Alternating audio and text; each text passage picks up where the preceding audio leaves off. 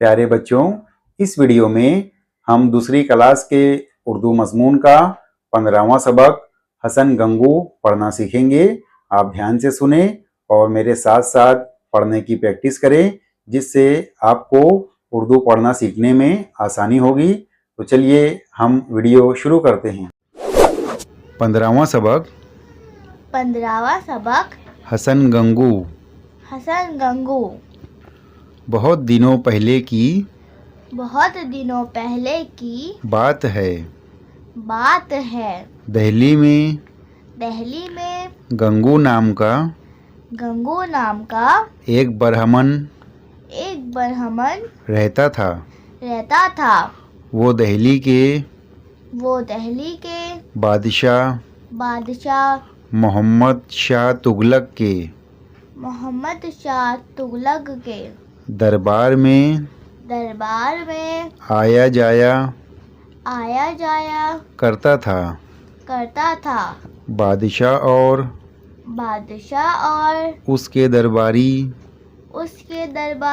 गंगू की बड़ी इज्जत करते थे।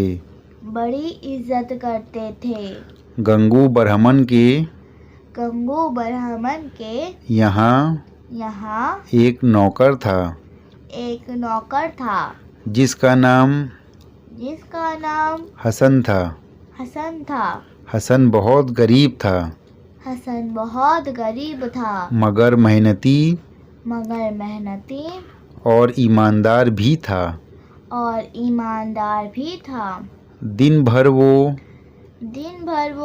गंगू के खेत में काम करता था। उसको जो कुछ तनख्वाह मिलती उसी पर उसकी गुजर बसर होती थी। एक रोज हसन खेत में हल चला रहा था। उसका हल किसी चीज में फंस गया। हसन काम करने से रुक गया। उसने जमीन खोद कर देखा तो वहाँ एक गड्ढा था। वो गड्ढा अशरफियों से भरा हुआ था। इतना बड़ा खजाना पाकर हसन को बेहद खुशी हुई। मगर उसे ख्याल आया कि ये खजाना तो गंगू के खेत में मिला है। गंगू ही उसका हकदार है। वो अशरफियों का घड़ा लेकर गंगू के पास पहुंचा। उसने गंगू को सारा हाल सुनाया। वो हसन की दयानतदारी से बहुत खुश हुआ। एक मर्तबा हसन की दयानतदारी का जिक्र गंगू ने बादशाह से किया। बादशाह पर भी उसका बड़ा असर हुआ। उसने हसन को अपने दरबार में मुलाजिम रख लिया। दरबार में ही वो